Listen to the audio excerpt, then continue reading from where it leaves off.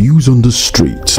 We go to bed empty hunger. To the blaring horns of a hustling city. The loudest voices of the common man got a medium to be heard. This particular administration, they were coming unprepared. It's not a bad thing to renovate the president's lodge. Through top-notch programming, unbiased reportage of news, sports, business, entertainment, and cultural documentaries. Voice of the People 90.3 FM became a symbol for 21st century media. And now, a new baby is born. Voice of the People Television, VOP TV. Youthful, full of vigor and penchant for excellence in the continent's media space. Exposing the wrongs, applauding the rights, dissecting the news without fear or favor, through factual and accurate stories and contents. Corruption kills three things that makes a society. Representing the interests of the people and giving them a voice. Voice of the People TV is here to stay towards building a fair society. VOP TV, Voice of the People Television, truly a voice for the people.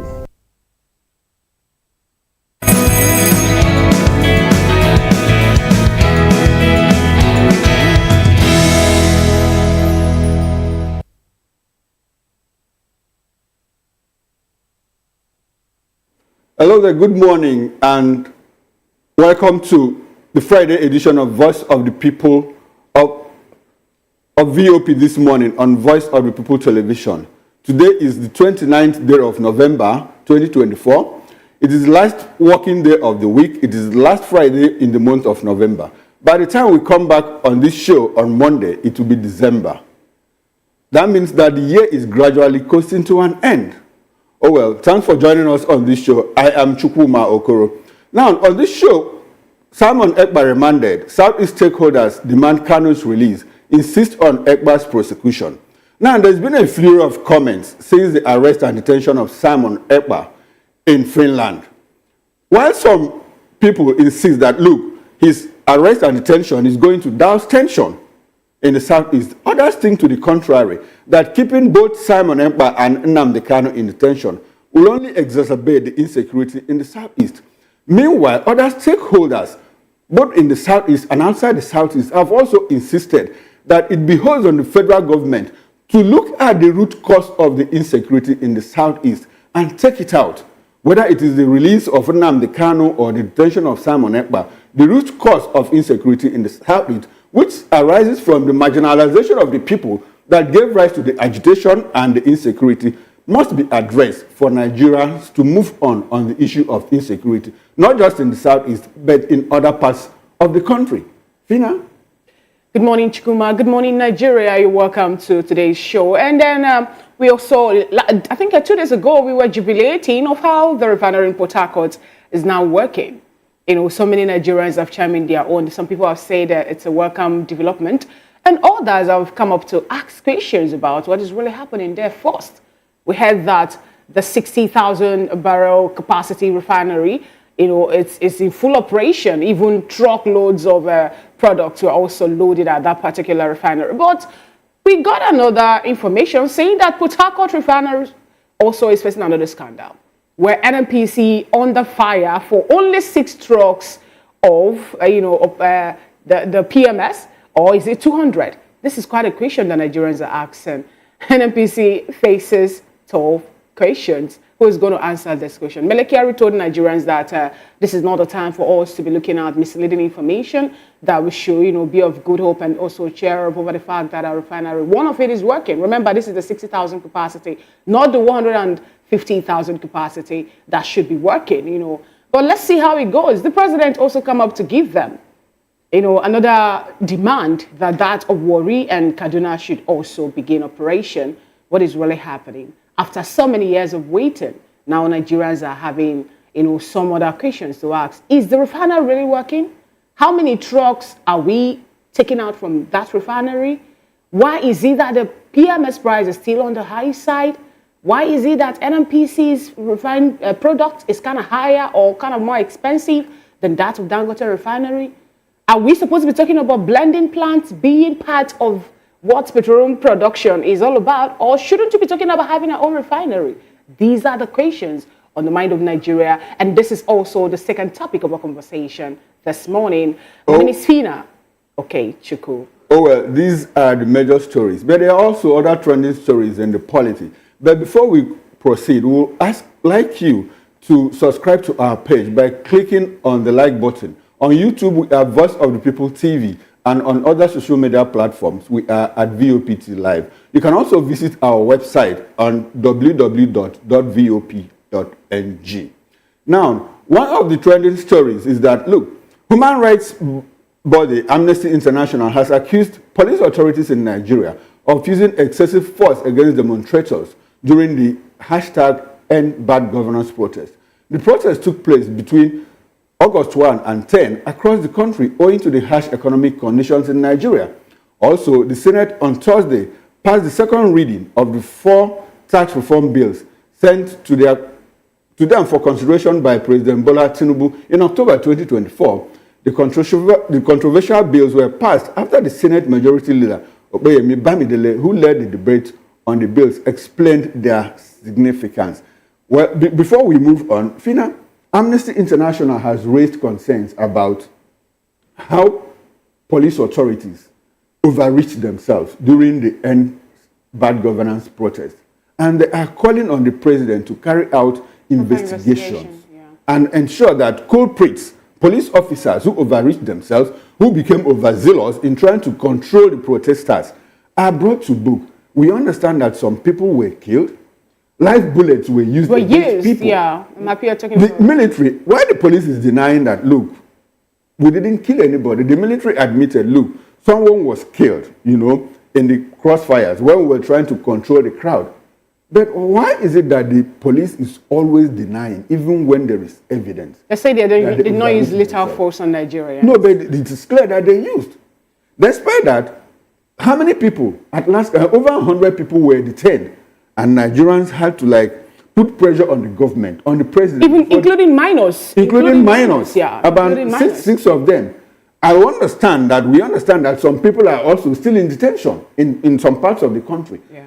And the question is this: is it that the police authorities do not understand the rules of engagement when they are dealing with harmless, unarmed protesters?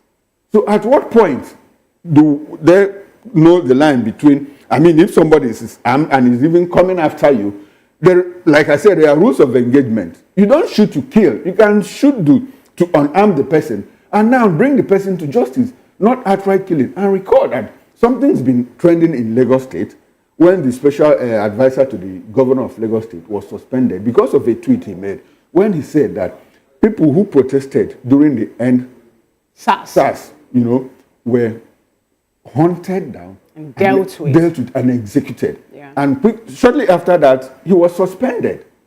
And a whole lot of problems. So Amnesty International is asking the federal government, the president in particular, to ensure that culprits, especially those in the police force, are brought to book. It's funny when Nigerian police force come up to deny some of their activities. Now, one will ask if they are denying how they handle the peaceful protesters for the August 1 to 10 #End Bad Governance protest. And then one will want to ask, what happened? Why is it that they're being sent for proper training on how to handle peaceful protesters? Because that is what Nigerian police force now is doing. Now, if they also deny that, what happened to the people that they used tear gas on, the people that also sustained injuries? What happened to the minors that even Kuje Correctional Facility rejected? And they had to take them to another house somewhere in Abuja. What happened to those minors? Now, what happened to the minors that were arraigned in court that is meant for adults, and the police relation officer Okana telling us that no matter how old you are in Nigeria, that once you default, once you're being found guilty of some charges or some issues that, they can take you to court. Not looking at the fact that we need to have juve courts for these young people. Now, it's not just Nigerian police, It speaks well about how a whole lot of, will I say, the political bigwigs now, or those that happen to be at the helm of affairs, are trying their possible best to make sure that even what is on the limelight is being given another name, using kind of semantics to make sure that what should be called this is not called this.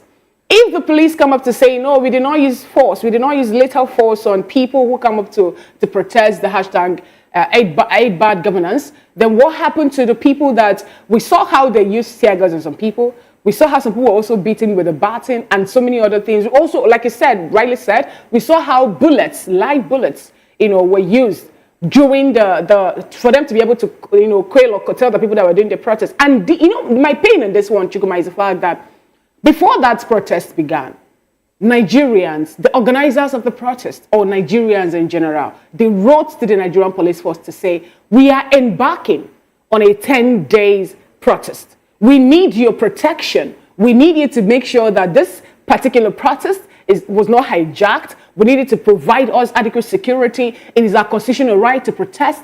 And we saw how some of them were being confined in some places, how some of them were not even, the necessary, police presence were not there, only for them to come up to say they want to stop people from protesting, from doing what is constitutionally right for them to do.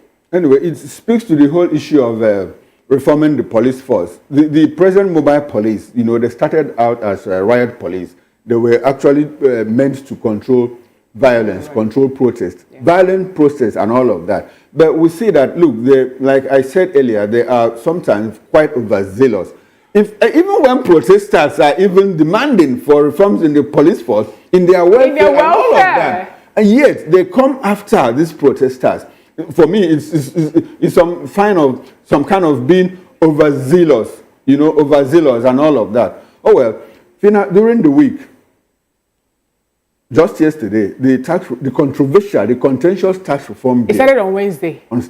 It didn't even, okay. It was a row in the Senate. But it's been quite controversial since it was mooted, that the president wants to reform the tax system in Nigeria. The North has been kicking and saying, no, it's against the North. The South wants to colonize the North and all of that. And we talked about it. How many times has the South said, oh, the North is colonizing us?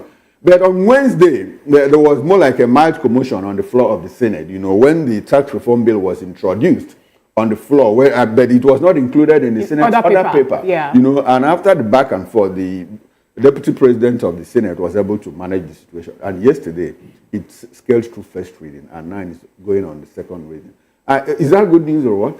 Like Alin Dume said is speaking for Nigerians. He's making sure that every Nigerian is being carried along to make sure that, the tax reform will not wake up tomorrow and turn out to be what the people will be talking about, going or working against the people. So if you ask me, I wouldn't want to say whether it's good or whether it's bad, but I know that for the president to come up with some, tax waivers, there was a clause on that particular tax reform bill that says those who are earning below 1 million naira should be exempted from paying tax and all that. And there's also another concern about derivation and all that. Who are we supposed to pay this to? Is it where the head office is located, or is it going to be according to what the people consume? Talking about other outlets like maybe telecommunications and commercial banks and all that. But for Nigerians, it's left for Nigerians to decide. I believe for it to have scaled the first reading, and the second one is what we're looking at. The people that we have representing our different constituencies in the National Assembly, they need to go back to their people, if possible, and conduct more like, census. Now where they will ask them, do you really think you need this tax reform as the case may be? Recall, Chukuma, that if we're to say that the tax reform is okay, you and I, for example, we need our TCN number for us to access the money we have in the banks. I hope you know that. So exactly. When you don't have that, I don't know where your money and all that will be. But I don't have issues with people paying tax, but I have issues with what the tax I pay is being put into. I have to pay my tax, yes, that is my duty as a citizen, as a patriotic citizen. No two words about that, but what is the taxpayers' money being used for? Is it the money that today, for example, we had that the National Assembly is not even aware of the $150 million Ekpa'S A330, that is taxpayers' money. Is it the taxpayers' money again that we that pay the tax, we don't even see the effect of it? We cannot boast of having affordable medical, we cannot boast of having affordable medical services. We cannot boast of having well-equipped schools, for our children. We can't boast of having good roads. We provide virtually everything for ourselves, yet Nigerians are still being expected to pay high tax. Let's see, even the next 2025 will have the tax VAT being increased. Yes, from 7.5 to 15%. 15%. Oh well, Fina, the tax issue is tax issues are very touchy in all parts of the world. I'm not sure there's any place that people like to pay tax. You know, even in the United States, the incoming president Trump, you know, evaded tax and he went to court and all of that. The important thing is that when people pay taxes, those tax monies, you know, should be used to serve the ends that they are meant for. Oh well, our president is in France and he told investors that Nigeria is open for business, saying that his government is creating an enabling environment for them to thrive. Enabling environment for businesses to thrive in Nigeria in the midst of insecurity, in the midst of hardship, in the midst of power outage. Well, Tinubu said this on Thursday during a joint briefing with the French President Emmanuel Macron at the LC Palace. Fina, conducive environment for businesses to thrive. What do you want to ask? Yesterday we talked about the power collapse.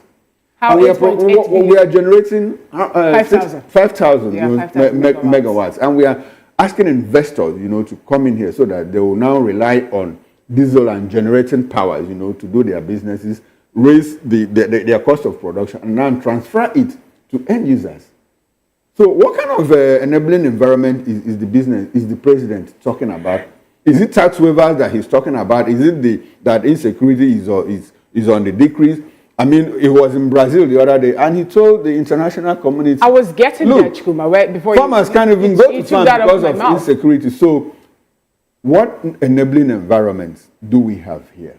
You took that out of my mouth, because I wanted to ask, you know, if the president had forgotten, just like you mentioned at G20 summit, he said that it's true we're having insecurity, that even farmers couldn't go to their farmlands, and a whole lot of other issues that we're having in Nigeria. And yet he is wooing the French government to say, you can come in and invest, that we have a good and wonderful conducive environment. Now, the same government, or in the same Nigeria, is where we have multinationals that have been, you know, in operation for so long.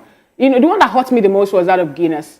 Taking out its major stake to say we are leaving. Reason being that, you know, we don't have enough, the policies are kind of not working for us. In Nigeria, for example, we have the Manufacturers Association of Nigeria coming up to say that they have produced some goods, but they are all being kept in the warehouse. That is why the purchasing power has reduced. And I wonder where this wonderful or thriving environment that the president is talking about is.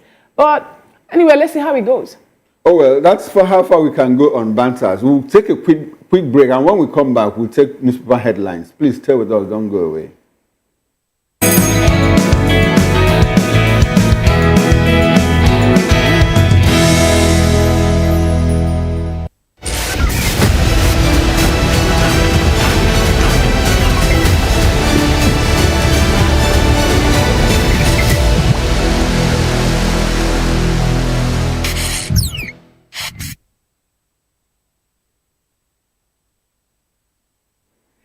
Thank you so much for staying with us. It's still VOP this morning. Let's move over to taking a peep at the cover page of the national dailies. This morning, we have before us the first news, and we also have Nigerian News Direct, The Nation News, The Business Day, This Day, Daily Sun, Blueprint, and a whole lot more. I will start off from the Daily Sun newspaper. And the banner headline on the cover page of the Daily Sun newspaper this morning reads, Nigerians blow 68 billion naira on UK visa in 1 year. Rejection soars, says report. I'll take it again for emphasis sake. Nigerians blow 680 billion naira on UK visa in 1 year. Rejection soars, says report. And beside the masthead, we have another headline there that reads, 70,000 minimum wage may not afford tissue papers in 5 years' time. And that is coming from NLC President Joe Ajero, says constant review of wages necessary. And Zenith Bank expands global footprint, opens Paris branch. And we have that to be, you know, the cover page. Also have the pictorial there where we have Wale Edun, we have Dangote Aliko, and also the directors of Zenith Bank. And beneath that, hashtag End Bad Governance Protest 2024. Let me take that again for clarity purposes. Hashtag End Bad Governance Protest 24 killed, 1,200 arrested. That is coming from Amnesty International. Senate passes tax bill for second reading. Right after that story, as reps intensify moves to stave up opposition. Terrorists kill 4 NSCDC personnel, injures others. The last but not the least of the headlines that made it to the cover page of the Daily Sun newspaper this morning is Nigeria's aviation sector misses top 10 GDP contributors, least for 3 years. And those are the headlines that made it to the cover page of the Daily Sun newspaper this morning. All right, let's take a look at what the Daily Independent has. Now, the banner headline reads, Tax Reform Bills, Proposed New Sharing Formula, Cede 55% to states, with riders, MUL zero VAT on export, essential consumption, reduce company income tax from 30% to 25%, pass second reading at Senate, Reps hold special session today. Federal government to begin collection of $300 helicopter landing fee soon. That story is on page 7. Political action must go beyond protests, says Osibanjo. You can also find that story on page 7. Zenith Bank expands global footprints, opens Paris branch. That story is on page 6. Polytechnics embark on strike December 2. Ajero criticizes state's implementation of national minimum wage. 24 people killed during End Bad Governance protests. That's according to Amnesty International. And that story is on page 7. Now, there's another bold headline. We are edging closer to stability in food security, says Tinubu. I'll take that again for emphasis.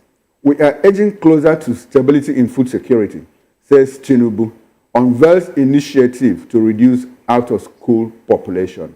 And the bottom strip headline reads, FG asks State Fund to cancel foreign scholarship for academic staff.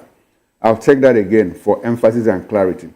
Federal government asks State Fund to cancel foreign scholarship for academic staff. That story is on page 29 in the National Independent. And that's all from Daily Independent. All right, over to the First News newspaper this morning. The banner headline there is 24 lives lost. Amnesty International exposes police brutality in #End Bad Governance crackdown. And we have the story beside the masthead. Protests must lead somewhere, not just temporarily. Euphoria. I'll take that again. Protests must lead somewhere, not just temporary euphoria. And that's coming from Osibanjo, the former Vice President of Nigeria. Tinubu's tax reform bill advanced in Senate. Reps seeks broader consensus. Reps confirm Lieutenant General Olufemi Oluyede as Chief of Army Staff. FG distributes over 15 CNG buses to transport unions in Abuja. Wike slams Simon Ekpa as jobless scammer. And we have a major pictorial where we have the President of Nigeria and that of France, Emmanuel Macron, and also we have the Brigitte, the wife of Macron, and Senator Remi Tinubu, our First Lady. And beside that pictorial, other headlines are Tinubu calls for French investment in Nigeria's food security, energy, education. Community leaders claims Port Harcourt Refinery's products are old stocks. Community leaders claims Port Harcourt Refinery's products are old stocks. And the last but not the least of the headlines that made it to the cover page of the First News newspaper is Nigeria's consensus to hold in 2025, says NPC chair. All right. Now, let's quickly run through the Daily Trust with the banner headline, Reps in rally session over tax reform bills. With the rider, proposals scale second reading in Senate. The window headlines, abductors of toddler, siblings demand 300 million naira ransom. Tinubu pitches investments in food, security, solid minerals, others. Nigeria slumps in latest FIFA ranking.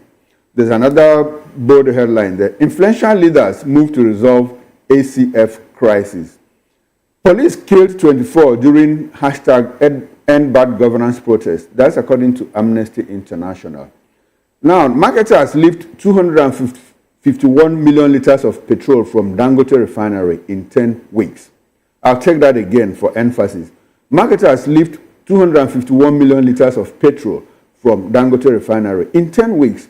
Court sacks Benue APC caretaker committee. Now there's a pictorial there of the French president and Emmanuel Macron and Nigerian president Bola Ahmed Tinubu inspecting a guard of honor in Paris, where the president is on a 3-day working visit.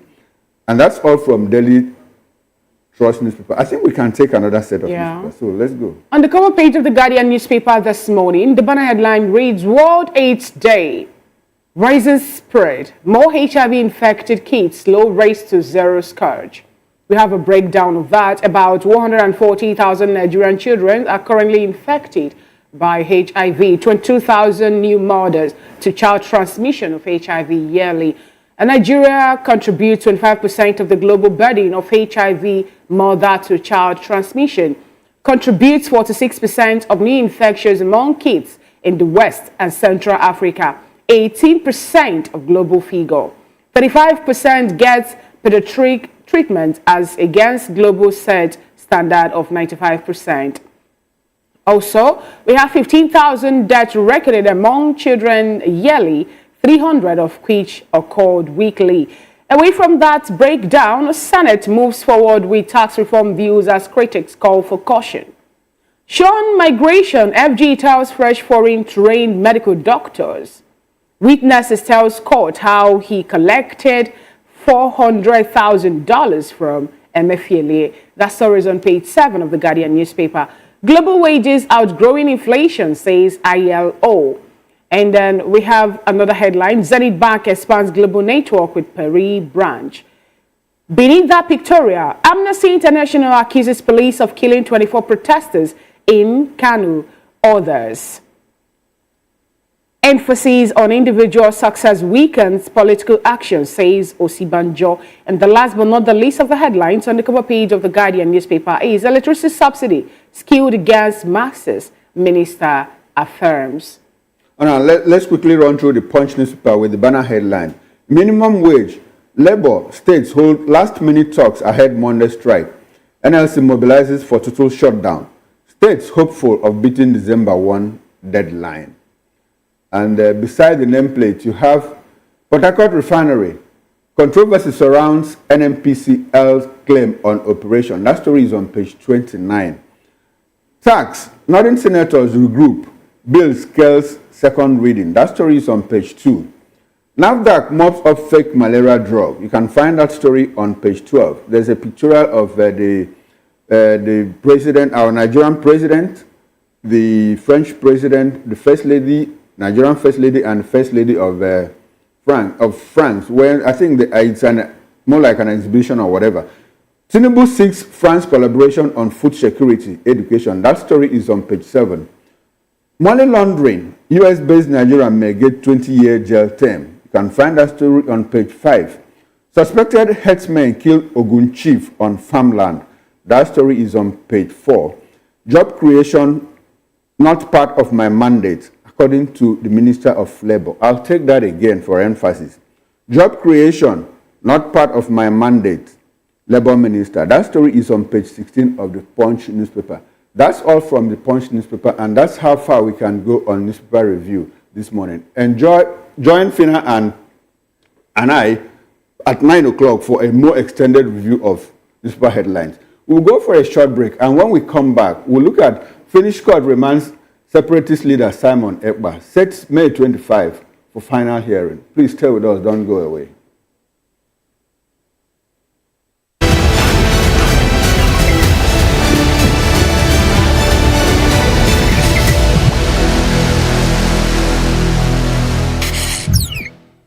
Are you ready to connect with distinguished Nigerians around the world? The Diaspora Perspective is here to share the views of Nigerians in the diaspora on burning issues. From the street of New York, the royal cities of London, and the bustling cities of Europe, Voice of the People Television brings to you a roundtable and collage of interesting views from Nigerians in diaspora. Join the host of the show and some Nigerians in diaspora, Dr. Damages, the flagship, show, and KJ, as they discuss the experiences, challenges, and triumphs of Nigerians living abroad. Discussing and analyzing everything from politics, culture, policies, career success, and how Nigerians are staying connected to their roots. Showing every Saturday by 2 p.m. West African Time and 9 a.m. Eastern Standard Time. The Diaspora Perspective, giving a voice to Nigerians abroad. Catch up with the latest topics making the buzz, the stories that tick, the trends. Let's let you in on why they are trending, from politics, entertainment, business, lifestyle, and more. Analyzing the trending stories with top eyeballs. Hashtag on Voice of the People Television, giving you an insight to everything and everyone Nigeria is talking about. Showing on VOP TV, 10 p.m. Monday to Friday. Hashtag if it's trending, we bring it on.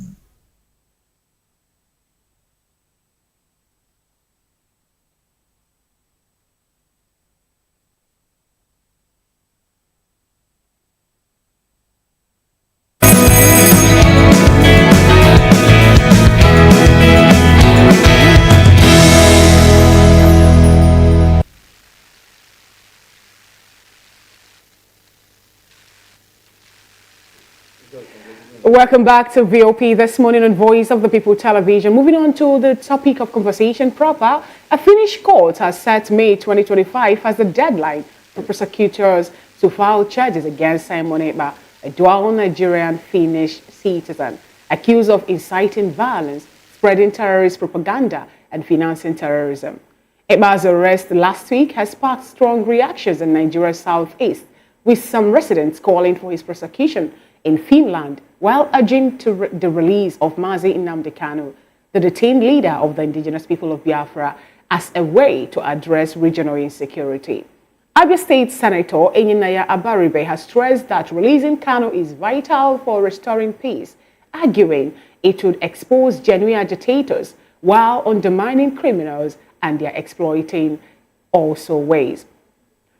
Military strategist Bishop Johnson echoed this warning that extraditing Ekpa to Nigeria without due process could escalate tension, given the country's poor human rights record. Both suggested that addressing the root causes of insecurity required careful handling of Ekpa's case alongside Kanu'S release. Osita Okechukwu, former Director General of Voice of Nigeria, commended Ekpa's arrest, but emphasized the need for swift prosecution in Finland or Nigeria. He criticized Ekpa's role in destabilizing the southeast through his continuous sit-at-home orders on Monday, linking his action to economic paralysis and loss of lives. Many observers agree that a combination of Kanu'S release and holding agitators accountable could pave the way for peace and stability in the region. The question is, will the holding of individuals from the southeast help quell the agitation that it's also centers on marginalization? We have with us in the studio this morning to help make sense of this topic. We have Barrister Asim Adams, who is a social and political commentator and an analyst. He's also in the studio. Beside him is Mr. Dele Fanimo, a seasoned reporter and VOP in-house political analyst. Good morning, gentlemen.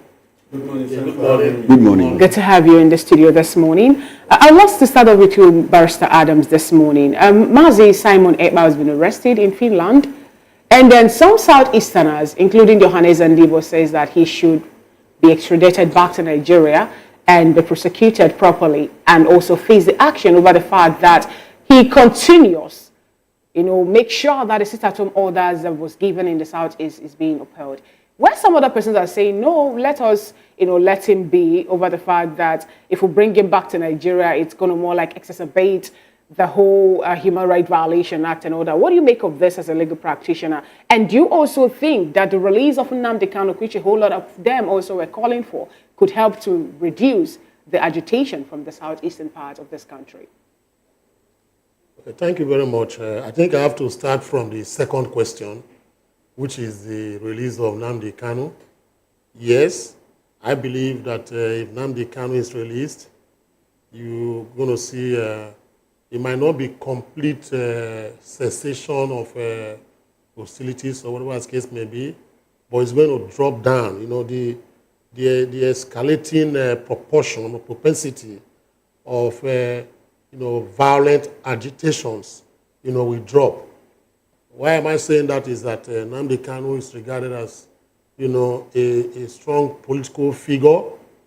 and a respected, leader, especially amongst the youths in the Southeast. So if he's released, I believe that the tension, we drop in that particular region instead of escalating. Now, whether there will be, absolute peace is what I cannot say. But I can, conjecture to say that there may be relative peace. Relative peace in the sense that, yes, the escalation of, violent agitation, may drop to a particular level, but does not mean that it's going to, get to 0 point. So I still maintain that we don't need to even overflog this particular matter. Let him be released and let him go and join his family as the case may be. That is number one. Number two is this. A lot of people are getting this Simon Ekpa'S, whatever, whatever arrest very wrongly. I will use that word, because of the fact that they feel that his arrest means that automatically they have to extradite him to Nigeria. You see, extradition to Nigeria at this point in time, people should understand that it is near impossible. It is near impossible. I use that word near impossible because I know I wouldn't want to be too extravagant with my words. I'll say it's impossible for now because Nigeria does not have an extradition treaty with Finland. That is number one. Number two is that Simon Ekpa was arrested not because of the fact that he's agitating, for IPOB or a separationist, Biafra. Not because of that. That falls under the freedom of speech, in the European Union, especially the Finnish, Republic. In those areas, they don't see, advocacy for succession or for you to get your indigenous peoples together, as a crime. It's not seen as a crime. The reason why they arrested him the second time, because the first time why they arrested him in 2023 or thereabout, 2021 or thereabout, was because he was alleged to be aiding and financing terrorism. Now, in this particular case, they are saying he's inciting terrorism from Finland, that is, from using, his citizenship as a citizen of Finland to, from them, finance and incite terrorism outside, Finland. That is why they are charging him. And they had made it very clear that the laws of Finland will be the laws that will take its course as it affects Simon Ekpa. So when people are talking about, extradition, we don't have that, with Finland. The only thing that can happen is what we refer to as rendition. There's illegal rendition, there's legal rendition. Now, how does rendition come about? If you look at what Simon Ekpa why it's almost impossible is this. Number one, he has dual citizenship. One, he's Finnish and he's Nigerian. Now, if he's found guilty and is found culpable in these particular charges that were leveled against him in the Finnish court, and is now convicted, if he's given the highest sentence of that particular crime in Finland, then Nigeria can apply, or any other citizen of Finland can also apply, that his citizenship be revoked, so that he's no longer a Finnish citizen. And if revocation takes place, and he loses his citizenship of Finland, then Nigeria can now apply, to Finland to do a rendition him back to Nigeria here. That is, it's a long process. So let us leave that. I think that is more or less international law and legalese. Now, look at what is going on now. I want to say that the problem we've had in the past, and I think this problem has continuously, been eating deep, into this particular issue of Biafra. A lot of people are playing politics with it. In Nigeria here and in the Southeast.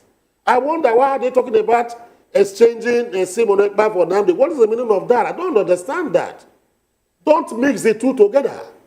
It's like mixing oil and water. They can't go together. All right. Nnamdi Kanu's case is straightforward. That of Simon Ekpa is on the other side. All right. Burden on terrorism. Okay. So when you say exchange or bring or whatever, I don't understand that. But if you say there are different names, Barrister Yes. Asim Adams, we know that Nnamdi Kanu under the federal government suit also is facing treasonable offense, treasonable charges. You know, and then Simon Ekpa, on the other hand, is having propaganda or maybe kind of inciting violence also on terrorism on his own case, financing of terrorism and other activities on his own case. Now, how don't you think that both of them kind of have, you know, a weighty suit against them? No. For Simon Ekpa, it's pure terrorism because that is why the Finnish people, the Finnish government arrested him. They have done their investigation. They found out that he is inciting, and he has a network of people who are financing terrorism, you know, across board. That is why it was. But in Nnamdi Kanu's case, that is why the trial has been convoluted. The reason is not far-fetched because the Nigerian government do not have sufficient, you know, and substantiated evidences to hit and name Nnamdi Kanu, you know, to act of terrorism as they are charging him. That is why they're having this problem. It's a big bone on their neck right now. Nnamdi Kanu, more or less, is not a terrorist. It's a political, or what they call a prisoner, or whatever as they call it. That is the way I feel is different from that of Simon Ekpa. These are two separate things. They should not mix it together. Right. Nnamdi Kanu has been there. He's charged in Nigeria here. We have been advocating that the charges against him are not the ones that can be substantiated. And he has distanced himself, you know, from the violent activities going on in the southeast. Right. I remember he said that release me, and within 3 seconds that you see that those particular whatever will go down. All right. Whereas the other man is trying to embellish and trying to exacerbate what is going on in the southeast. So there are two different things. Thank you very much, Barrister Adams, for a very profound take on this matter. I like the fact that you talked about mixing together the issue of Nnamdi Kanu and Simon Ekpa. Yes. Now, Delefanimo, let's bring you into this conversation. There's been a flurry of comments, you know, concerning the arrest and detention of Simon Ekpa in Finland and how the release of Nnamdi Kanu and his own detention, you know, is going to douse tension in the southeast. Now, if you take a holistic look at the issues in the southeast that even led to this insecurity that we are talking about, even before Nnamdi Kanu was detained, the issue of marginalization, which is very prominent, which is very conspicuous, not only the Igbos, a couple of people from the southwest, Yoruba people from the north have said, look, it is very obvious that the southeast is marginalized. Now, if you take away the issue of Nnamdi Kanu and Simon Ekpa, and this feeling of marginalization has been ingrained in the psyche of the average southeasterner, especially the youths, you know, the youth that are always, you know, predisposed to agitation. Do you think that if Nnamdi Kanu is released and Simon Ekpa is let go in Finland, that this is going to douse the tension if the root cause of the insecurity, because the root cause of the insecurity is, technically speaking, not the arrest and detention of these two men, but the marginalization in the southeast. If you release both of them and you don't address the underlying factors that led to this insecurity, do you think that it will talk in the southeast? Well, let me start by telling you that I remember, was this Wednesday here that I said that the release of Nnamdi Kanu is about when and not if anymore. And I also said whoever is trying to make good whatever Simon Ekpa has done would be doing a disservice to that region. Now, to your question, marginalization. It has been existing and people had been agitating before Kanu came to the fray. When Masop was there, it was the same mantra. We have been marginalized. We must put everything in place to ensure that there is equity in the land. And from the ashes of Masop came IPOB, and later on the ECN, which was practically meant to give cover to that region. Now, Nnamdi Kanu is just a player in all of this. It's like if you are a player and suddenly you are off form. The fact that you are dropping your shirt does not mean that club has ended its showing in the league. There will always be another person to take off that shirt, either through age, injury, or whatever. So it's the same thing here. The fact Nnamdi Kanu is not really going to be it's just a symbol for now. And there was a time it was Wazurike that was the symbol during Masop, and now it is Kanu. So if Kanu leaves the stage, another person will also come up. It's just like Boko Haram. At the time it was Yusuf. As soon as Yusuf died, Shekau came. And if after Shekau, 2-3 other people had been nominated as leaders of Boko Haram. That has not reduced the activities of Boko Haram. They are still fighting on, and they are still giving Nigeria a big problem. But now, the issue of marginalization, for me, I would have encouraged the renewed line of action of IPOB, of constructive engagement, and making sure that you put out some of these things in the national space for people to see. Because it's also good that you begin to engage so that people can see the reason why you are agitating, other than taking up arms. Now, it's like a man that the wife had harassed, abused emotionally, but it's not in the open. But the moment the man raises up his hand to beat the wife, it becomes, why did you beat your wife? Nobody is going to look at what led to the beating. So now, whatever agitation the Southeasterners had in the past is almost being eroded by the activities of Simon Ekpa. And that's why it is good first to condemn Simon Ekpa and then begin to raise the bar within the confines of IPOB for people to really understand this agitation. Because we have a problem today in this country. Our level of history going back in time has drastically reduced, especially among the Gen Zs. We no longer fall back to history when we want to take some steps. And so there should be constructive and continuous engagement for us to get to. Now you're talking about history. Yes, exactly, history. You just made mention of history. Yes. If we're to take it back to history and how the whole thing played out, the war that happened in Nigeria, the civil war, and also the aftermath of that war. Remember that after the war, Gowon made mention of the 3 R's: rehabilitation, reconstruction, and I think recreation or something like that in the Southeast. Up until now, how many years down the line? And nothing has been done to that effect. This were actually what was put in place for that region to be, reconstructed for the things that was damaged and other infrastructure that was destroyed. We don't have, for example, in the Southeast, presence of federal infrastructure, if I'm to use that word. And what other history do you think the people of the Southeast should look at when it is also glaring? History also having that Southeastern region is the only sect that have only 5 states in that particular, in Nigeria.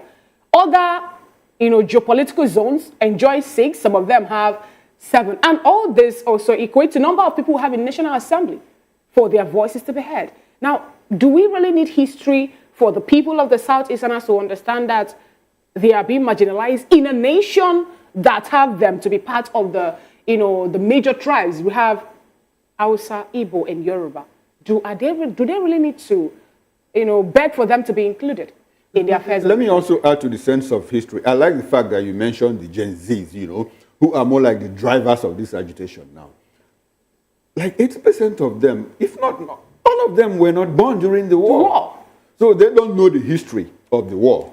They have been told the histories of the war, by their parents, by their uncles, aunties, and all of that.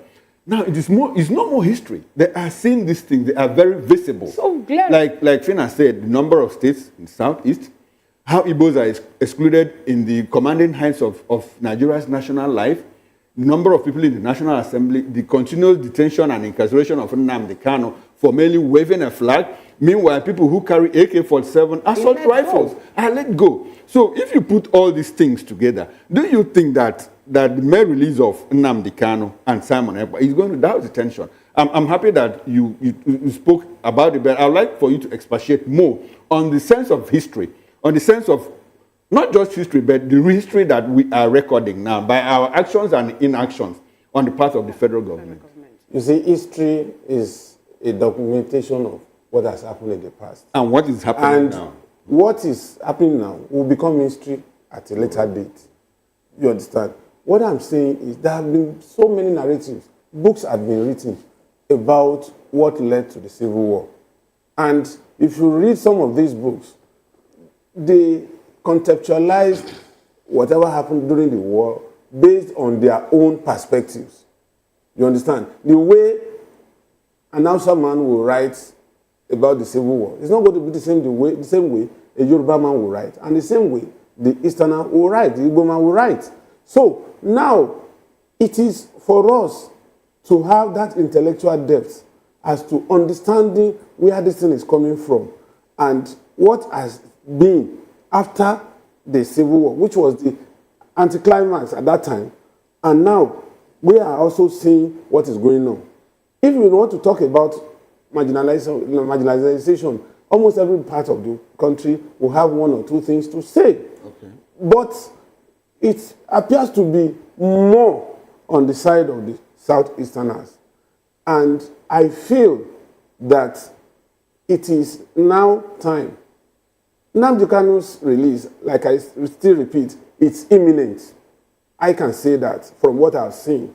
I'm not a soothsayer and I'm not a prophet, but events in the last few, you recall that here on this set, I had mentioned it about a month ago, that with the new posturing of IPOB and distancing themselves from the criminal activities of Simon Ekpa, that things will start changing. Okay. And I feel that it will change very soon. But let us not shy away from the fact that it is not only the Southeast that is being marginalized. Now, if we want to talk from my own region now, which is the Southwest, if I want to agitate, I would say, why would Kano have 44 local governments and Lagos State 20? At least by the status of the Constitution, the only recognized local government in Lagos State is 20. Regardless of the fact you have LCDAs. And this is, Oyo State has only 33. And Kebbi was carved out of Sokoto, and Sokoto still have over 30. So we have this marginalization everywhere. Across board. Across board. And so, if we must fight it, it is better that we are not fragmented about fighting agitation. And you have a strident voice pushing and letting people know. I think that process should continue. But the only area where I feel concerned is taking up arms, which I feel uncomfortable with. Okay. Because, just hold on. All right. Why I'm saying this is that I may be too young. I was just about 6, 7 years old. But I could still recall when my father was in that war, he would come home and he would tell one or two stories. And I felt that he was pained that he was fighting his brother. But the exigencies of the job wouldn't allow him to hold back, at that time. And he was always telling me before he died that whoever regales himself or anybody around him with stories of that war, tell that person that he never fought that war, that he is probably in the kitchen cooking for soldiers. That's how harrowing, that's how terrible such thing. Brothers fighting themselves. Now, a quick personal question now, Mr. Fanimo. You talked about, marginalization. Every other person can come up with that, saying that we are being marginalized. Now, let's go back to history, because it's more like you have the idea of what really transpired, what happened during this period of war. Do you think in any way that what led to that war has been handled? And if not, why is it that up until today, that the government, even after the war and other wars coming up, have not been able to handle that particular issue that made the Southeasterners to still clamor or agitate for them to be separated from Nigeria? You see, What will led to the war? What led to it? What will you tag personally? What will you tag to be what led to this war? No, there was this mutual distrust across regions. Mutual distrust, bordering on. But that bordered on what? I course. wasn't born when it happened. Contestation for power. Okay. You understand? And at a point, there was there were differences, and they had to go to the round table. That was when they went to Abri to discuss what should be an egalitarian new Nigeria. And there was an agreement. But somebody came back to Nigeria and decided to renege on that agreement. And it was a major error on the part of the person that came down to renege on this agreement. And that agreement, because somebody felt strongly that if we had agreed on certain things, we shouldn't shift goalposts when I'm about to score. Just supposing it to what is happening now in present time now, do you see any difference in what happened that led to the war and what the Southeastern is experiencing as of today?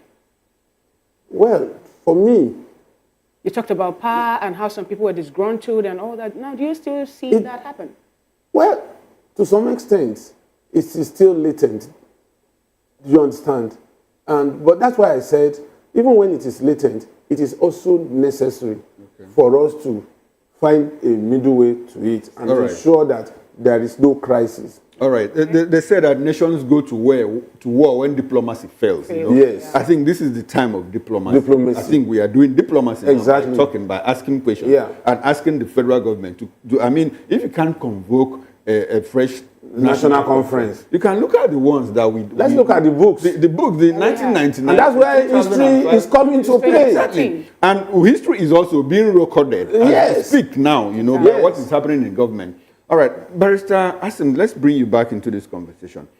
I like the fact that you talked about the role of the Finnish government, you know, in trying to bring back, whether they are going to release Simon Ekpa to Nigeria to answer questions. I also like the fact that you mentioned that he has dual citizenship, both in Finland and Nigeria. Now, the Finnish government is finding it difficult to let him go.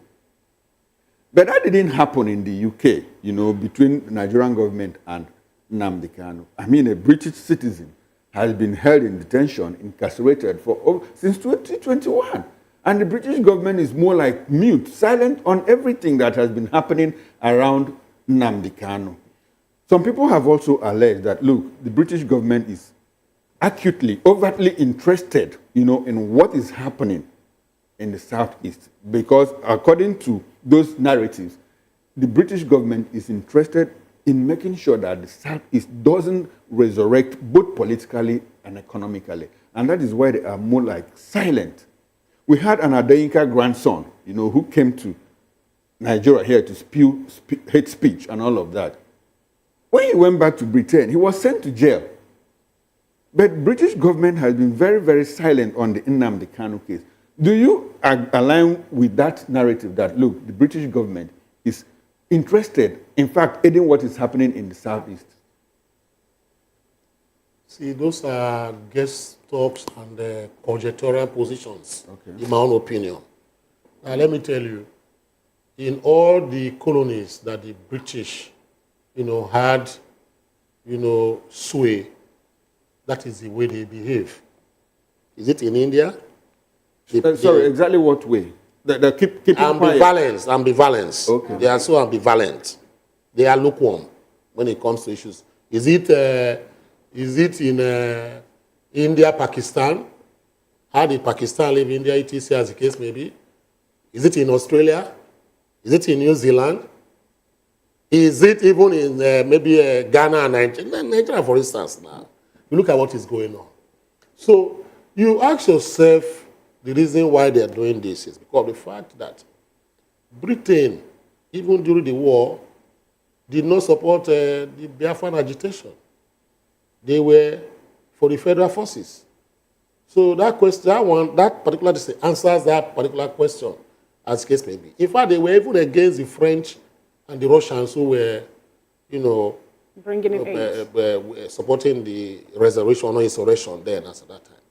But I don't want to dwell in those very deep international discourse, because if we're going to talk about that, then we have to maybe set aside some hours for us to discuss the lukewarm attitude and why British always want the colonies to go underdeveloped. It's something of a study. So is that the role of Commonwealth to further underdevelop? That is my own opinion, and that is what I'm trying to tell you, that I have heard this opinion for a very, very long time. So you're just what they are interested in is exploitation of the mineral resources, etc., human capital, resources of their old colonies. That is why you see now, why do you think that many Nigerians drift to UK to go and take up menial jobs there than other European countries?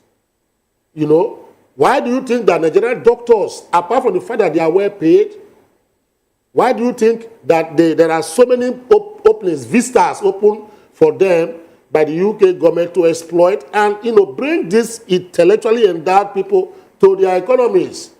Why do you think so? So these are issues that you look at. Even in the sporting arena, as the case may be, you find that when they say, okay, a black player is coming from Nigeria, he has to play a certain amount of, whatever for his country before, whatever the case may be, taxation, etc., is not on the balance. There are so many other things. So, but look at it. Let me tell you why the British people or the British government are, not really too enthusiastic about their citizens being incarcerated in Nigeria, unjustly open and closed. One is that Britain and Nigeria has treaties, extradition treaty. They have it. The second one is that in UK, the freedom of speech is almost like that of Nigeria, is not as compared to what we have in Finland. In Finland, you can even insult the president or anybody at all. They see it as a normal.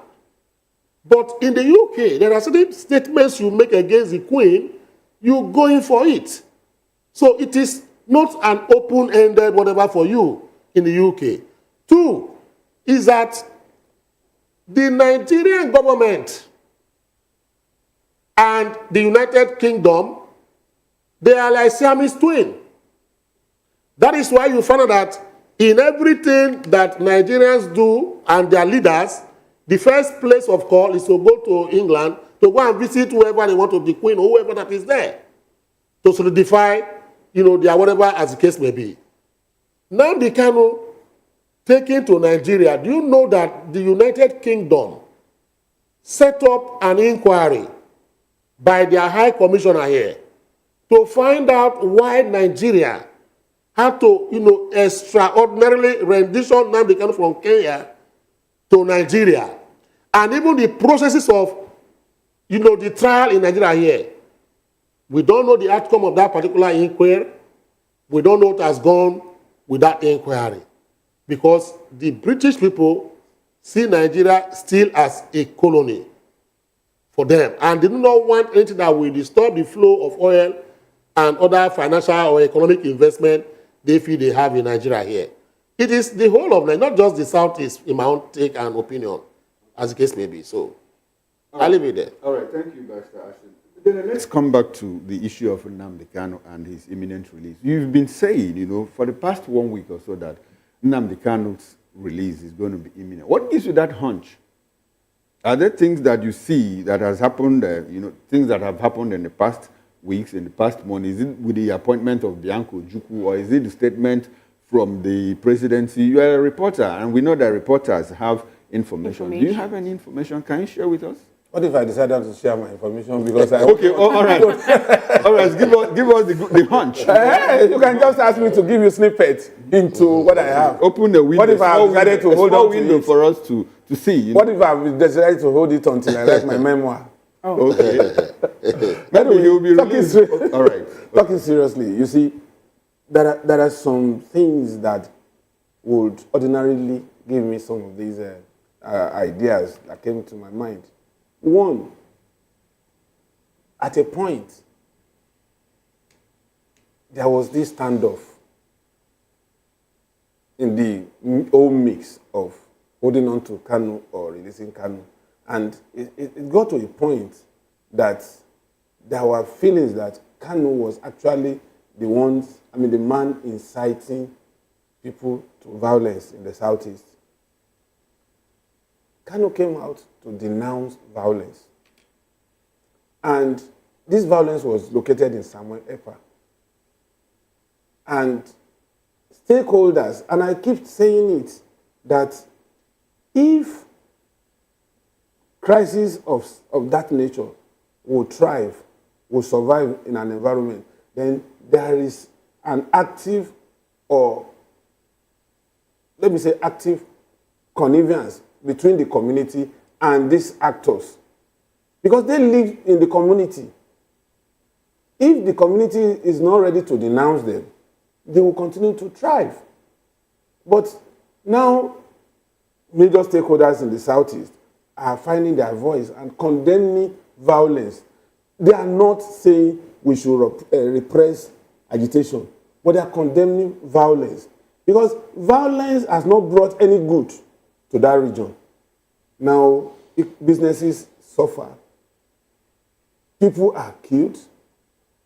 The number of people that are Northeasterners that have been killed pales to insignificance compared to indigenous and people from that region. And the theater of the crisis is located within that region. It's not going outside of the region. So now stakeholders, particularly politically exposed people, are now giving out their voices. And it's sending a signal to those who are being shielded and those who shield them to perpetrate crime in the course of saying they are agitating. Now they are beginning to feel the heat, and that's why in the last few days, shortly after the governor spoke, the governor of Abia spoke, and then Bianca Ojukwu also came up to speak. Abaribe, these are notable people from the Southeast that you cannot discountenance their voice. They are speaking and they are separating the wheat from the chaff. So with that, it's a very it's the ideal signal people should be getting. Okay. That these people are legitimately they're agitating. But we are distancing ourselves from whatever violence that is being meted out to our people. Okay. When we resent this violence, and this violence is located in somebody, that person has been arrested. For now, in the next few months, is not likely to have that free reign. But Mr. Fanimo, sorry, Fina. To begin to dish out some of those orders. Let's look at the people at the center of this drama, and let's also consider a few things that have happened in the past. Since the issue of insecurity in the Southeast, came to the fore with regard to the agitation by IPOB and when they became violent, you discover that the federal government has they have been very, very, withdrawn from it. The only thing they have done is to put more charges, roadblocks, like militarize the region without actually ensuring that, look, the unknown gunmen who are the main actors in the insecurity are unveiled. Now, let's also look at the two people involved in this issue now. In the current president and Nnamdi Kanu. Something happened within the week. There was this leak by SA to Sanwo-Olu, about people who were involved in end bad governance protests. And SARS protests, how they were hunted down, gunned down, and executed. There was a certain video that leaked sometime, during the end SARS protest. And the video was that of Nnamdi Kanu asking people, to go and burn down Oriental Hotel, that it belongs to Asiwaju, that Asiwaju is the person behind this, and all of that. That video circulated. I don't know if you saw it.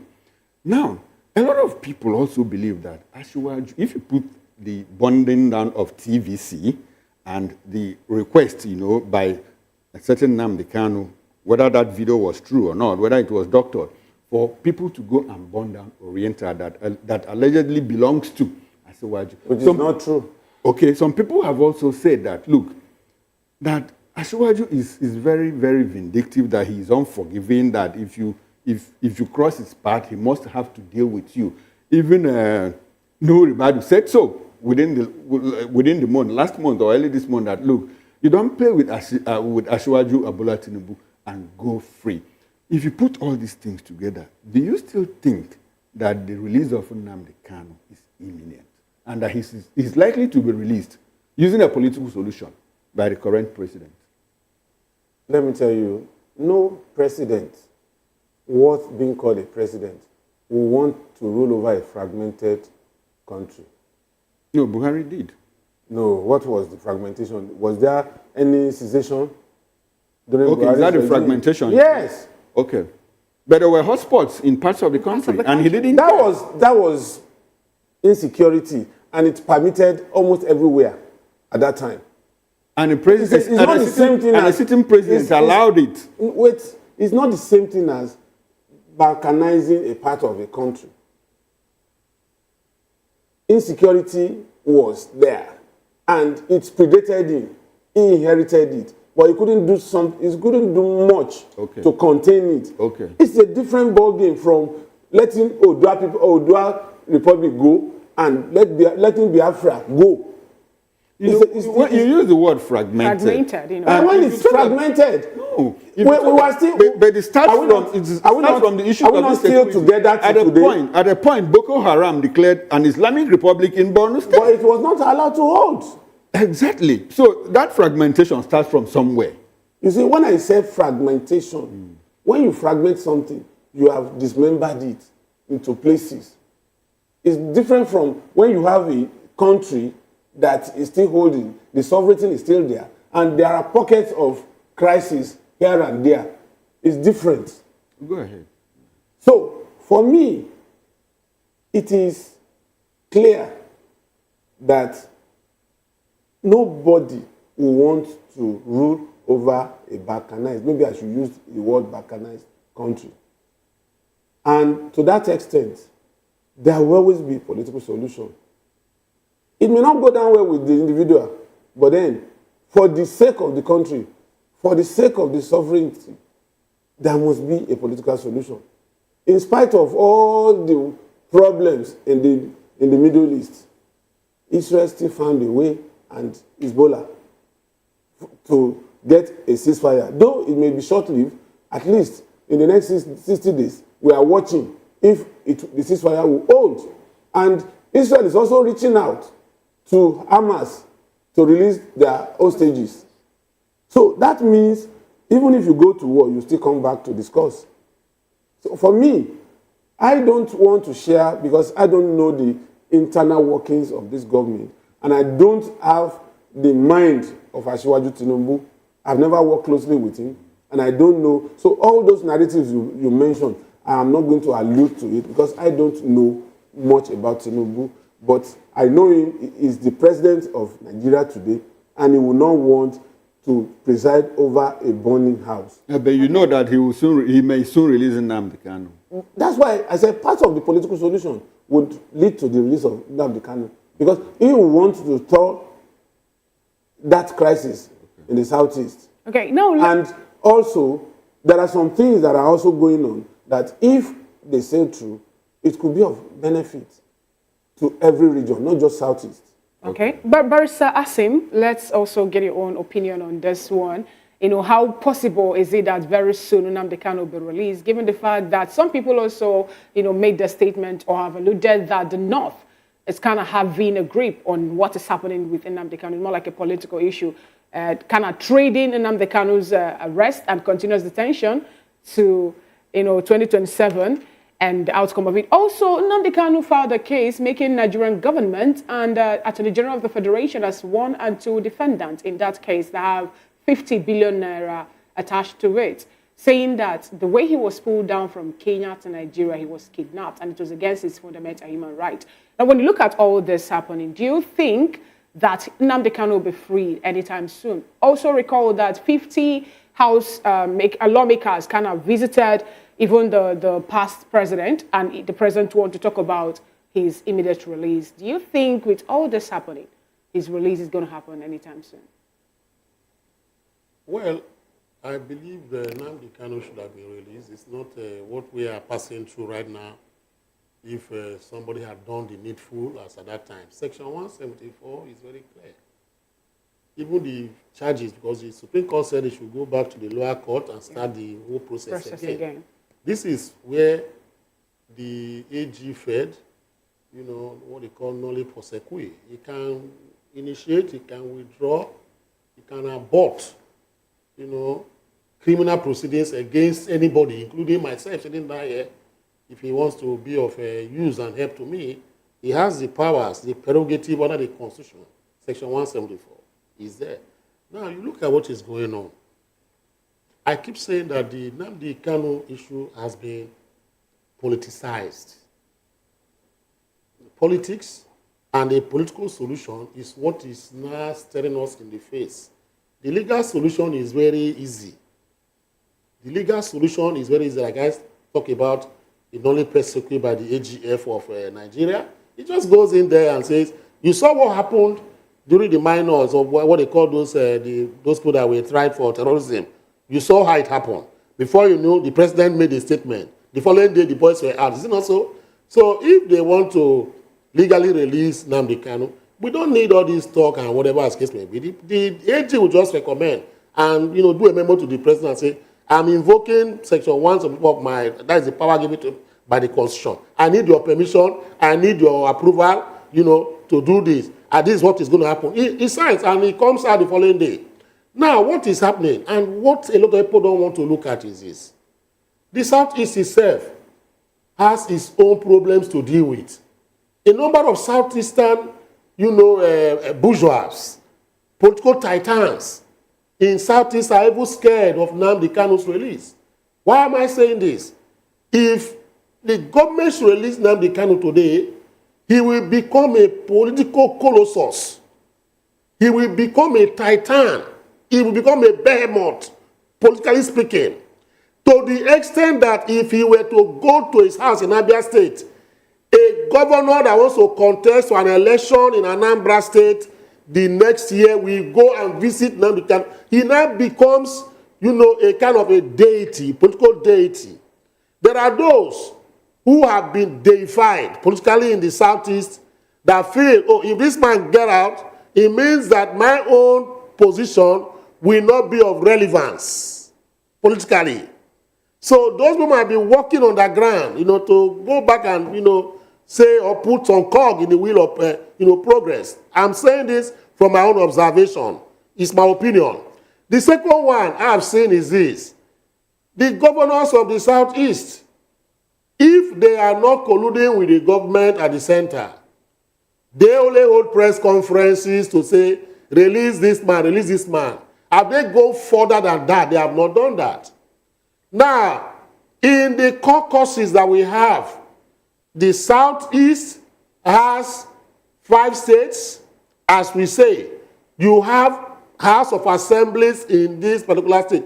Why have they not made the various houses of assembly in the Southeast, Anambra, Imo, Ebonyi, etc., reached a resolution by all members representing the whole of them to say, look, this is the resolution of this house, of Anambra House of Assembly, Imo House of Assembly, etc., to release Nnamdi Kanu. What is happening in the Senate and the House of Reps? If these people come together and form an amalgam, are you telling me that the government will not listen to them? So these are the things we are looking at. The Southeast must gear up. You saw when Sunday Igboho was, arrested. You saw what happened. Came out, Adams, and they pushed it further. But Adams, you are talking about resolutions. How many resolutions of the National Assembly has the federal government? It was No. Okay, sorry. How many resolutions of the federal government, has the National Assembly, has the federal government yielded to? That is on one side. What else do you want the political titans in the Southeast to do that they have not done?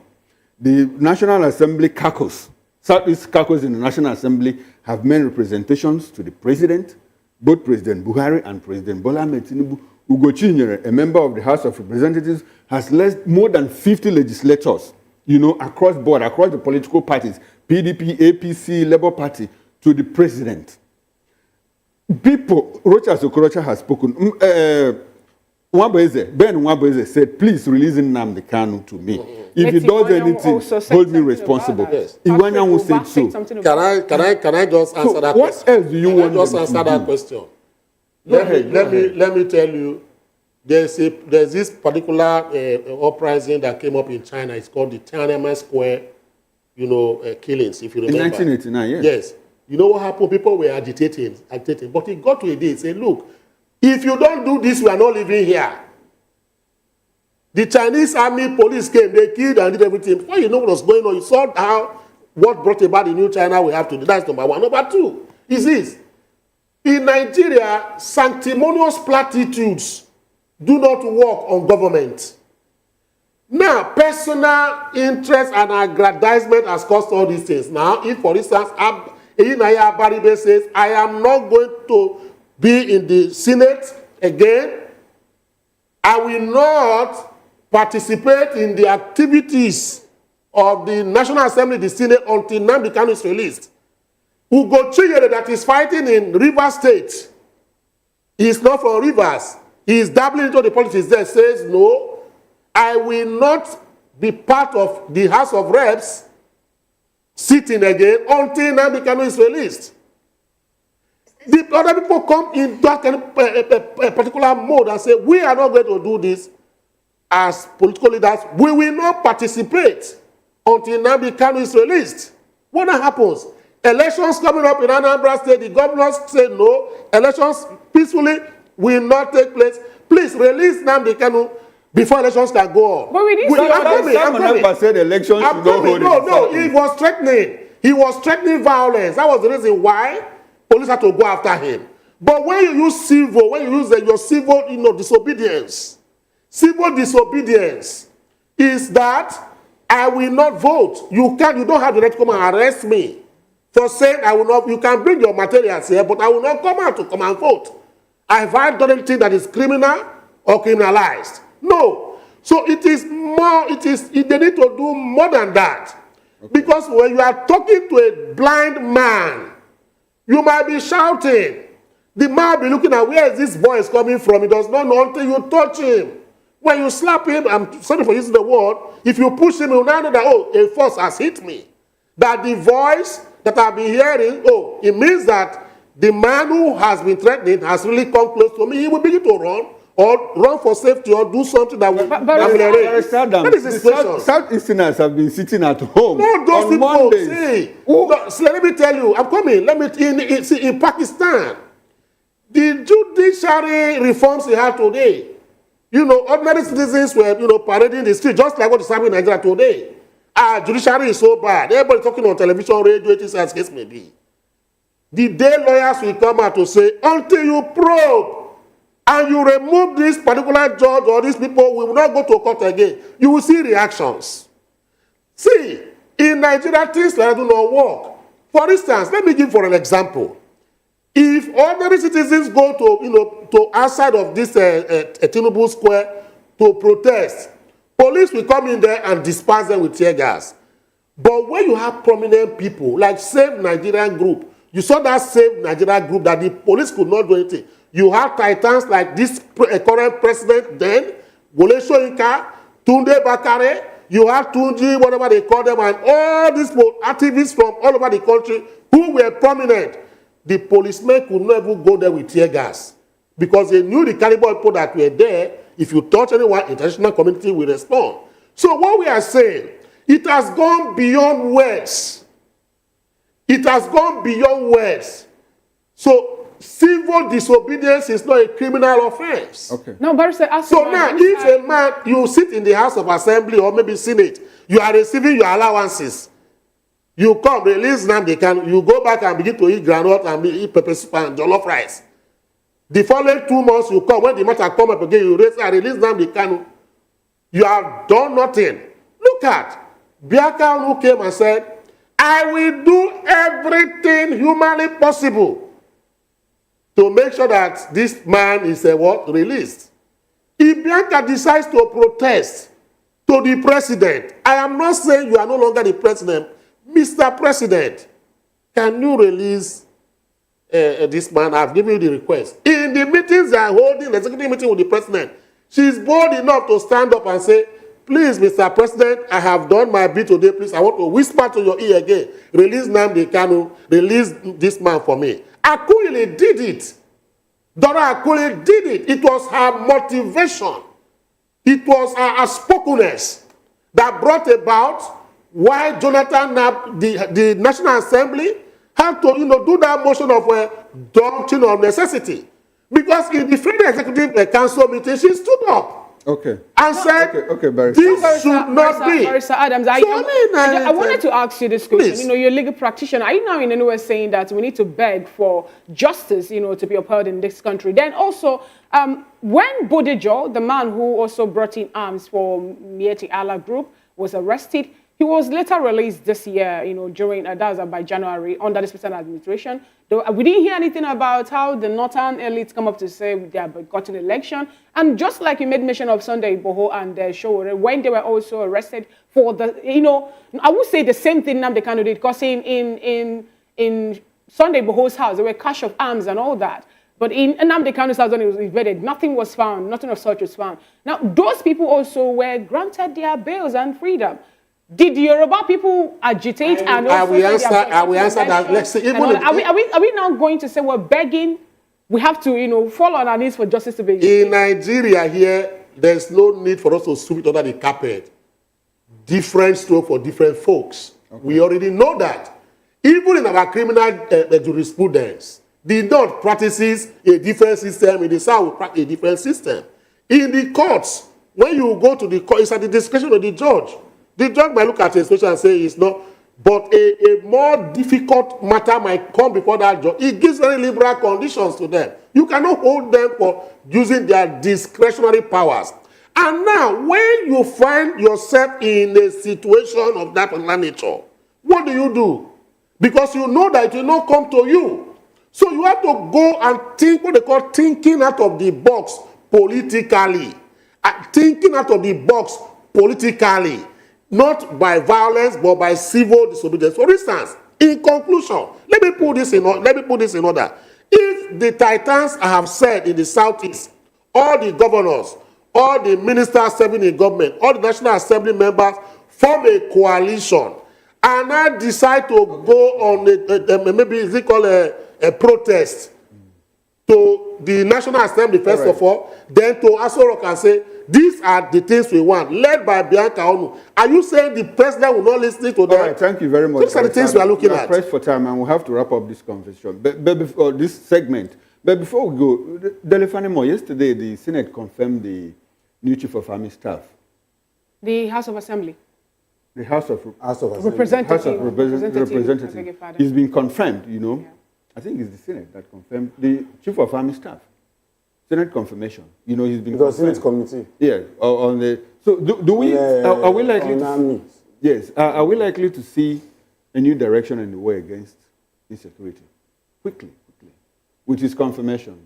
You would understand that the meeting was behind closed doors, and I'm sure that they must have put up some pertinent questions on how he intends to, because he has a pivotal role to play in easing tension across the nation, So they would have asked him some questions, and if he had satisfied them, that may have been the reason why he was cleared and he was given that clean bill of health.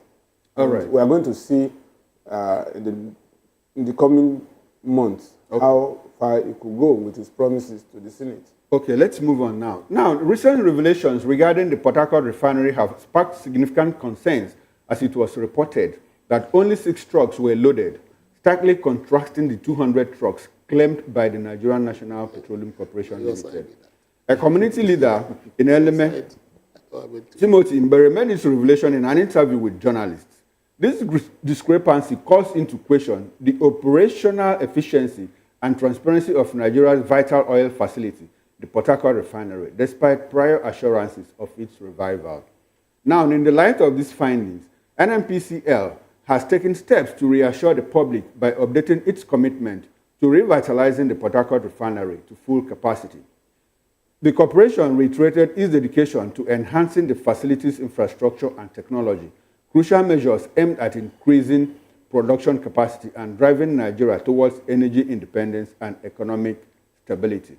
Moreover, the ongoing strategic contract signed with Mari Technimont in 2021 over the said refinery and the 44 months completion that has just 2 months left to accomplish it is set to play a vital role in addressing the extent government and accountability measure when it is with taxpayers' money.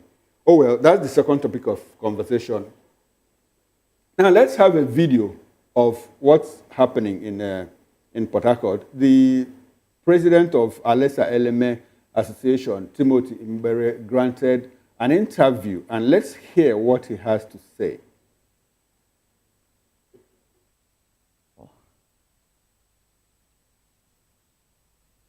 Well, now, I don't think it's cause for celebration yet.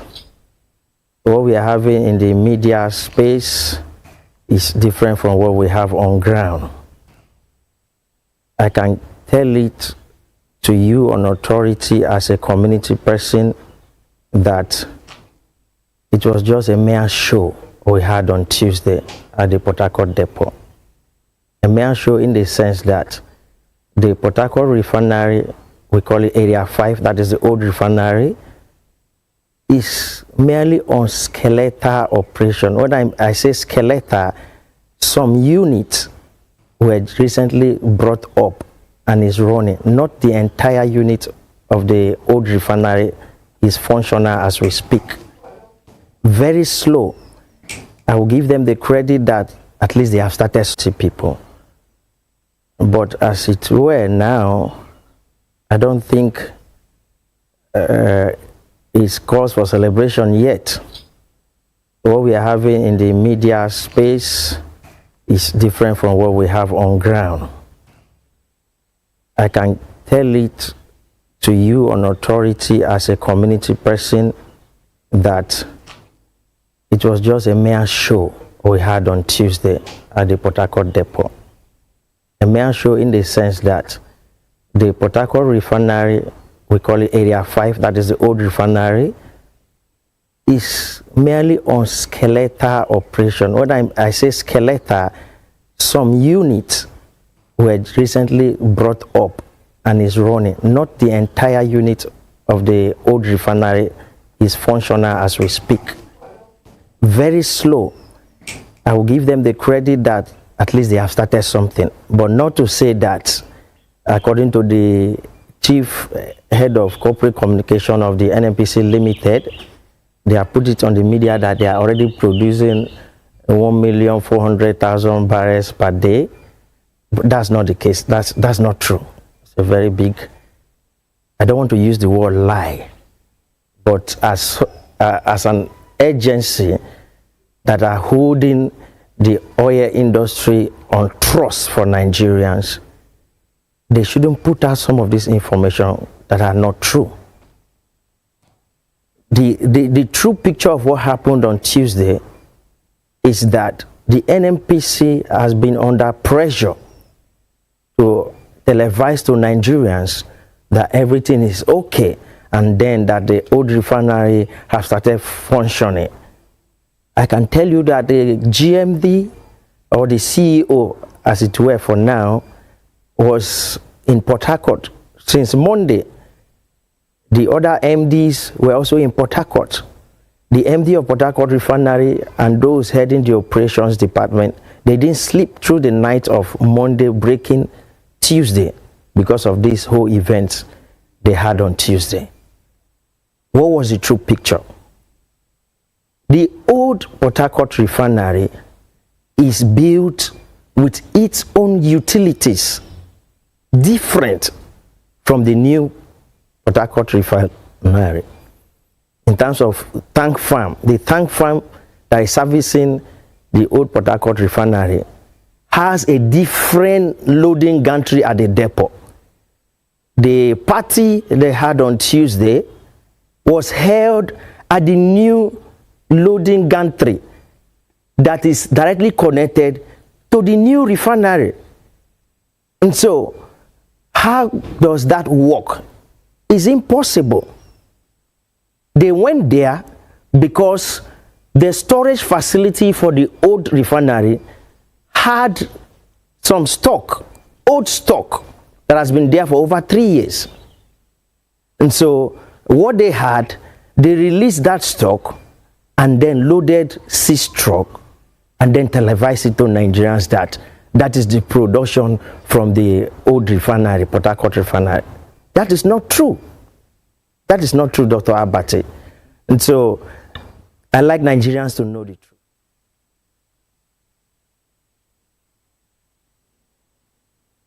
All right, very well. That's the interview Arise Television had with Mr. Timothy Mbere, the president of LMA Union in Port Harcourt, talking about how 6 trucks only were loaded from the old refinery, which even had connections with the new refinery, and the fact that the particular product is said to have been in that depot, in the tank farm, for the past 3 years, and all of that. Oh well, we still have in the studio with us Mr. Delefanemo and Barrister Adams, Asim Adams. Barrister Adams, you are a Nigerian. First of all, I know you as a Port Harcourt boy. What's your reaction to what Timothy Mbere said? Well, with due respect, I know Timothy, the LMA area. This is where the refinery is sited. The facilities there. These are internal players within the environment of the refinery. It's a big community. That community ought to be maybe the richest community in Nigeria. There are not many, but today they don't really have some facilities that they need. I thought that is what they should be fighting for. But this one now bothers me. Why I'm bothered is that this viral video, people tend to assimilate it, accept it as the verifiable, fact. Timothy does not work, with the refinery. He's not the spokesperson for the refinery. He's not maybe a staff of the refinery TC. But how come that Nigerians will now even take his side of the story as the authentic, storyline? That is what bothers me. That shows you the erosion of confidence Nigerians have in the NNPC. The NNPC and its board and its leadership, Nigerians do not believe in them. Abakari, whatever you call them, Nigerians don't believe in whatever they say. But I think, in my own little assessment, I think this administration of Tinubu should be given some credit because it's just a year plus that he is in power. Buhari started the process since 2021 or thereabout. $1.5 billion was voted for the revamp of these refineries under the Buhari administration. If, for instance, it is now coming to crescendo in the administration of Ebola Tinubu and they loaded 6 tanks, at least there was loading. In the Buhari era, there was no loading at all. Whether it was old loading or new one, credit should be given to them. That is Timothy alleged to the fact that the 6 trucks that were loaded, that the products have been stored in the tank farm for the past 3 years. That is what I'm saying. So, but what happened was that there was loading. They loaded 6 trucks. Whether it was old or new product, as the case may be, we give kudos to those who were smart enough to say, load 6. Buhari did not even do any of those ones. That's why I'm trying to compare Buhari and the Tinubu administration. The Buhari administration, acquired that loan, $1.5 billion, not naira, for the revamp of, the refineries. But in spite of that particular humongous amount that was taken as a loan to revamp the refinery, They could not even by hook or crook ship out or load out even one truck, whether old or new, whatever, or whatever. Now, Mr. That is what I'm saying. That's right. Professor Asim Adams, are we supposed to be happy that for so many years our refineries were left in comatose state, and Nigerians suddenly wake up to hear that one is working? I'm talking about a 60,000 capacity old refinery is working. But NNPC come up to say that it is not really, processing the crude oil but kind of a blending plant. Do we need a blending plant in Nigeria as a case may be? Is that what Nigerians should be happy about? You see, in literature, I think we'll get it sarcasm also. I'm being sarcastic when I was, reeling out all this. I'm saying a young man was smart and to come and get out whatever. The question I've asked is this. We place much reliance on the statement by Timothy, to the detriment of the NNPC, which means that we have lost confidence in NNPC. So anything that happened in NNPC right now is like a kangaroo house. So we are not really perturbed. So if we begin to look at what we call open and closed, non-state actors now coming to give us information we believe, instead of us relying on the corporate, NNPC to come out with their PRO member to come and tell us the facts, then there's a problem in NNPC. Given the fact that they have also been shifting the goalposts for the opening of, or making these refineries to come into action or working. First, we heard of it coming back by May. It was later shifted to June, August, September. There's up until now. So are you not saying that when Nigerians, deviate from trusting or believing what NNPC says, that, we are to blame for that? No. I am saying that NNPC has now become a corruption empire. It's like a comedy. So anybody is like a dustbin. Anybody can come in and do whatever they want to do. Nobody believes whatever comes out from NNPC. And I will not believe it. That is the situation because they have been shifting sand from morning till night. Okay. And I said, for the period of Buhari administration, in a sarcastic manner, I said, even Buhari could not even bring out a truckload, whether old or new product. Okay. That this government is even smart and smarter than that of Buhari. So I'm using I like the word. words of sarcasm to illustrate. I like the word you use. I like the word smart that you use. So these are the things. I'm just trying to put it this way. Into this conversation. I always joke with you that NNPCL, the oil industry, is your forte because you talk. I don't work there. Okay, you don't work there, but you know a lot about that. Okay, on a serious note, look at what Timothy Mbore said. Timothy Mbore said that even the contract that was given to Technimont, that Technimont, that they don't even have equipment, that they just collect this contract and sublet to people. And look at what Matthew Mbore said too, that should it be concerning to Nigerians that only 6 trucks were loaded. And NNPC came out to tell us that 200 trucks were loaded. And Matthew said, look, even what you loaded has been there for the past 3 years. And I tried to relate it with what Barrister Adams said that, look, these people must be very smart to even load. And because within 8 years of the Buhari administration, we didn't see any loading. So what's your take? What's your reaction on what's going on in Port Harcourt with regard to the refinery? While waiting for NNPC to react to this video, I want to say that when you make things difficult for people to access information, for people to know what you are up to, and for people to know how truthful you are, whatever comes from the other side of the divide becomes the truth. So, but while waiting for NNPC to react to this, I've always said it here, that this problem in the oil industry is like a season film. We are not close to the end.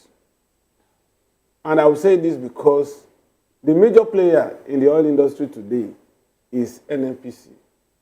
Then what we thought was going to be the game changer was Dangote Refinery. Now, if you look at hope that had been dashed by either NNPC or Dangote, you will now begin to see that there is more to this that meets the eye. Now, Each time I come here, I usually say, Dangote is not ready. You will begin to postulate why you think Dangote is ready. Now, NNPC at a point had a stretched handshake with Dangote. And most of the things NNPC was pushing out were in favor at some point and sometimes against Dangote Refinery. Because that seems to be the game changer that we expect. And Nigerians expect that as soon as that refinery comes on steam, we should do away with importation, we should have enough fuel, and then factoring the expenses of importation, we should have lower price regime. But it has not happened, and it's not likely to happen so soon. And this is the reason why I said, you see, let's be realistic with ourselves. The game here is federal government, as represented by NNPC, is not ready to release the balance promised by the Buhari administration for the funding of Dangote Refinery. Buhari was able to release, I think, about 7.2% of the 26. And federal government today is not ready to release the remaining money. And if that money is not released, Dangote will not be able to produce. And if Dangote is not able to produce, there will be pressure on Nigerian government and NNPC by implication. And that will have resulted in trying to buy time, trying to see how this thing will be resolved. They now went out with that lie. I was smiling here on Wednesday when you people were so upbeat about, yes, we have gotten to the Eldorado. I knew this was likely to happen because they keep pushing and stretching, raising hope, dashing hope, and it will continue. This is the truth. I believe this man more than even if the president of Nigeria comes today and even show me trucks, I will think it's AI driven. Until marketers get these products in their filling station, at least let the South that is close to that refinery, let them be saturated with these 200 trucks. And we have a way of finding out. We are all reporters. And it's also a sad compliment for my constituency, the media, that a non-state actor will be the one to reveal this to us. When we have plethora of media houses in Port Harcourt, we have several reporters. There are energy reporters in each of these media houses. They couldn't find this out, only for somebody else outside of our domain to find out. Let me bring it out this way, Mr. Delefanimo. Before this, the party that was thrown in the NNPC, the refinery in Port Harcourt, before that party happened, did you see any circular, any invitation to say that, this refinery is going to come up and then we are inviting Nigerians and reporters to come cover the event? That's one on part. And the other one, again, I want to look at, talk about time. People talking about time, We know that this Marriott Technimont, SPA, that was awarded this $1.5 billion contract, they have a whole lot of months. They took this contract saying they're going to do it in 44 months. We have first 23 months, 32 months, and all that. And they also made a projection saying that they top the Milan stock market, they call Borsa. But from the little findings we have, they are not even up to one of the 20 persons in the stock market in Milan, in Borsa now. And why would they move swiftly to say this refinery is ready to start bringing up products when they have additional months? No one is talking. No one is is on their neck to say you didn't deliver. You're going behind the time you promised and all that. They have many other months, and for them to be able to give us what Nigerians pay them for. Why are they so much in a hurry to give us a different report? Now, I didn't study zoology as my first degree. I studied mass comm. And if you are trained to be a journalist, you don't need invitation to verite stories, to verite news. So that puts paid to whatever area you are going to by saying that media men are not invited to come and dine and wine and then be fed with lies. It's unfortunate that journalists no longer do journalism. We do more of PR. If you go and find out from the various media houses, it will be shown that press releases by Soneye was what these people relied on to write that story. And there are reporters in Port Harcourt. If I have a reporter in Port Harcourt and he comes up with that kind of release and this is debunked today, that reporter is fired. Because we are not trained like this. So that answers your first question. The second question is why the man had to be pressured, the contractor had to be pressured to announce near completion. The question is, Nigerians are restive. Nigerians want Nigerian government to find solution to the petroleum crisis. And because of this pressure, they want to buy time. And they had to spill this for us to relax and sit back and say, we are getting there. But unfortunately, they've ended up burning their fingers. Secondly, this contractor, it still comes back to my constituency. Must we wait till now to find out the background, to do a background check of this contracting firm? What is the quality? For instance, when Siemens was to come to Nigeria, when Manitoba was to come to Nigeria, I was on the labor beat in The Guardian. I went beyond what Manitoba dished out. In this time and age that just a press of the button, you have history of a company. I told you here that there was a time an hairdresser who later found herself in the National Assembly was given turn-around maintenance. You say, yes, you can get a company, get technocrats, technicians, engineers to do the job. No, we didn't say, we just asked you the possibility. Nobody took a position on that. You understand? Just asked, what if? I'm not even putting you on the box. But what I'm saying is, we were almost saying that, okay, it is possible that I can raise a tech firm and I don't know anything about tech firm and then get contract. It's not done. Because a company cannot rise beyond its owner. So are you of the opinion that the words of Sonoye, for the first question we talked about, you're the opinion that the press release by Sonoye is what Nigerian media should start doubting over the fact that he told Nigerian media who happens to be the spokesperson of NNPC, who knows the intricacy, who knows the integral of NNPCL refinery in Port Harcourt has to believe. Are you not saying that media operators or personnel should, go back to start doing the work of engineers? This is where some people are getting it wrong. Okay. Even if I do one-on-one interview with you and you tell me your story, it is incumbent on me to get the other side of the story. Okay. Look, in Luz here, I sent a reporter when I was in The Guardian to go and cover Luz. He came back after 2 weeks, said he's not getting any story. All right. I said, you are not a reporter. Okay. You go to unconventional beats. Means to get your story. All right. Not relying on the man is a PR, a public relation officer, and not a journalist. Mr. Fanimo, very quick one. If you had a crystal ball, how will you see the future of Port Harcourt Refinery? 3 months, 6 months? Briefly, and can we have your final thoughts? Is it not clear? Do we have to go through the crystal ball? Okay. If they could lie to us that it's 70% completed. Have we established the fact that it's a lie?